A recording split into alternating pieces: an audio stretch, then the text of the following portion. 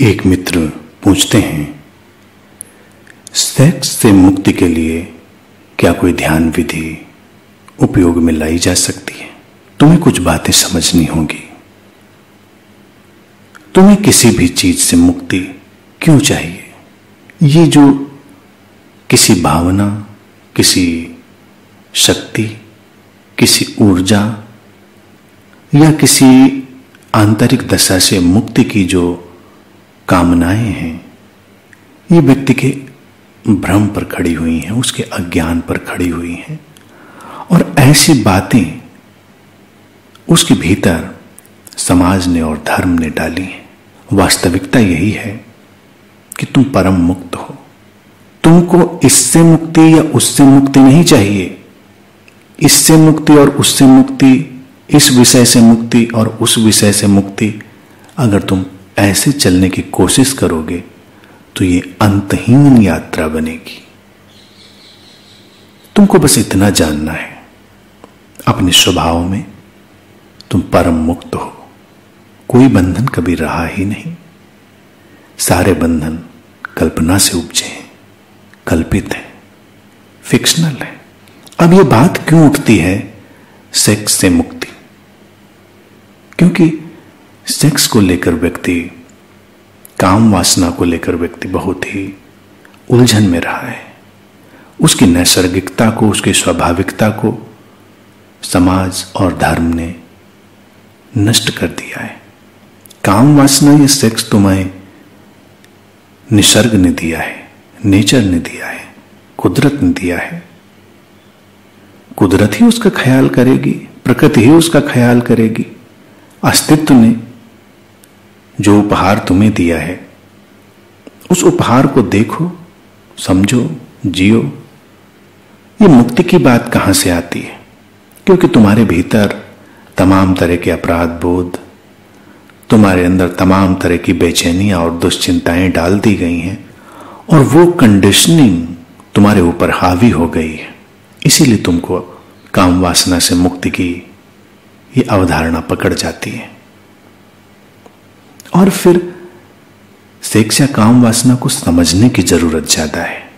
पहली चीज तो ये है कि ये एक मौलिक जीवन ऊर्जा है, फंडामेंटल लाइफ फोर्स है। और सेक्सुअल ड्राइव या काम वासना की जो चाहत है वो हर व्यक्ति में अलग अलग है, उसकी जेनेटिक कंडीशनिंग के कारण और उसकी जो मन की बनावट है, उसकी जो सोशल कंडीशनिंग है, उसके चलते हुए प्रत्येक व्यक्ति के भीतर काम वासना का धक्का एक ही जैसा नहीं होता। उसकी इंटेंसिटी फर्क होती है। वो इंटेंसिटी अलग अलग लोगों में अलग अलग तरह से काम करती है। कोई व्यक्ति बहुत ज्यादा कामुक हो सकता है, काम वासना से बहुत ज्यादा भरा हुआ हो सकता है, और कोई कम। लेकिन है सब में, ये ऊर्जा विद्यमान सब में है, क्योंकि उसी से जीवन चल रहा है, उसी से नया जीवन उत्पन्न होता है। लेकिन उसकी इंटेंसिटी सब में फर्क होगी। जब किसी के भीतर ज्यादा इंटेंसिटी नजर आती है, उसकी ज्यादा तीव्रता नजर आती है, तो उसको लगता है कि ये कहीं गलत तो नहीं। तो इससे मुक्ति की बात उठती है, इससे मुक्त होने के प्रयास उठते हैं। और तमाम लोग आएंगे जो तुम्हें सेक्स से मुक्ति के लिए साधनाएं बताएंगे, ध्यान विधियां बताएंगे। वो सब एब्सर्ड है, इट इज टोटली एब्सर्ड। उसका कोई भी मतलब नहीं। तुम सहज हो जाते हो, तुम्हारी सहजता के साथ, तुम्हारे स्वीकार के साथ ही तुम्हारे भीतर एक रूपांतरण घट जाता है। क्योंकि रूपांतरण तो हमेशा से है, उसको कहीं से लाना तो है नहीं। बस ये जो तुम्हारी चित्त में उमड़ते घुमड़ते बादल हैं, तमाम तरह के धारणाओं के, तमाम तरह की कंडीशनिंग्स के, उनके छटते ही, उनके हटते ही तुम उस रूपांतरण के आकाश का अनुभव करते हो, तुम उस मुक्ति के आकाश का अनुभव करते हो। तो पहली चीज तो तुम यही समझो, और जो पहली चीज होती है प्रायः वही अंतिम चीज भी होती है। पहला कदम ही अंतिम कदम होता है। First step is the last step. विषयों से मुक्ति, चाहे वो विषय कोई भी हो, काम वासना हो, सेक्स हो, तुम्हारा फियर यानी कि भय, तुम्हारा लोभ हो, तमाम तरह की जो बातें हैं जिनसे मुक्त होने की चेष्टा व्यक्ति करता है, अगर उनकी बात करी जाए तो वो विषय है। विषयों से मुक्ति करने की तुम चेष्टा करोगे तो ये हमेशा अंतहीन प्रक्रिया बनी रहेगी, क्योंकि विषय बहुत सारे तुम्हारे अंदर समाज से डाले जाते हैं और बहुत सारे विषय तुम्हें अस्तित्व देता है, प्रकृति देती है। तो जो विषय तुम्हारे अंदर समाज से बाहर से डाले जाते हैं वो रिप्लेस होते रहते हैं, एक की जगह दूसरा लेता रहता है और फिर उसकी जगह कोई और विषय आ जाता है, क्योंकि समाज, बाहरी जगत भी विषयों से संचालित है, तो वहां भी विषय रहेंगे। ये अलग बात है कि विषय बदलते रहेंगे और कुछ विषय तुमको अस्तित्व देता है, प्रकृति ने दिए हुए हैं, तो वो भी अपनी जगह पर रहेंगे, अपनी तरह से आएंगे और जाएंगे। तो विषयों से मुक्ति की अगर तुम कोशिश करोगे तो तुम्हारे लिए एक दुष्चक्र बन जाएगा, तुम उसमें उलझे ही रहोगे। तुम विषयों के परे हटो, अपने चेतना के मुक्त आकाश में प्रवेश करो, वहां पर तुम परम मुक्त हो।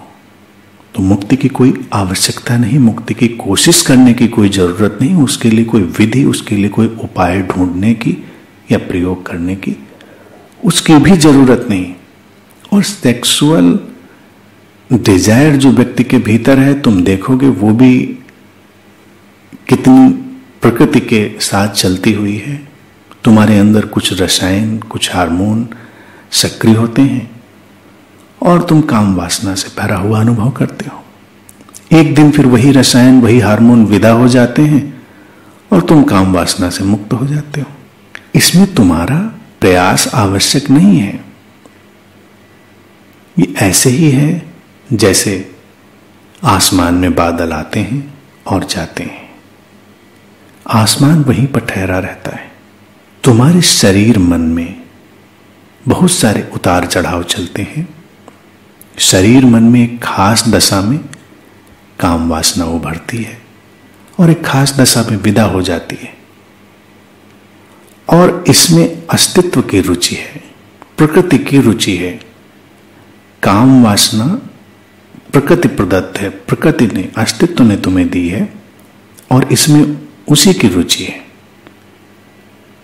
वो आती है और जाती है, तुम बस उसे देखो, उससे उलझो नहीं।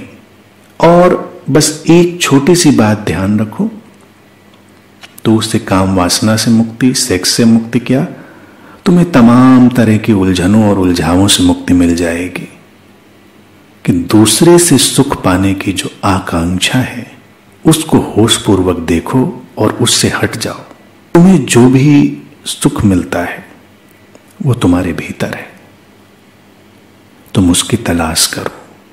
और काम वासना तो गहरे से गहरे रूप में दूसरे से सुख की तलाश है, इसीलिए वो विचलित करती है, परेशान करती है।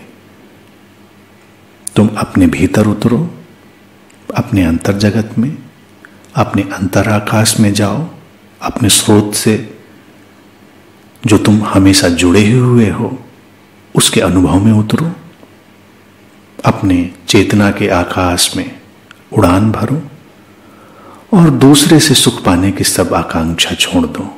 और फिर तुम देखोगे कि तुम परम मुक्त हो, कोई बंधन कभी तुम्हारे ऊपर रहा ही नहीं।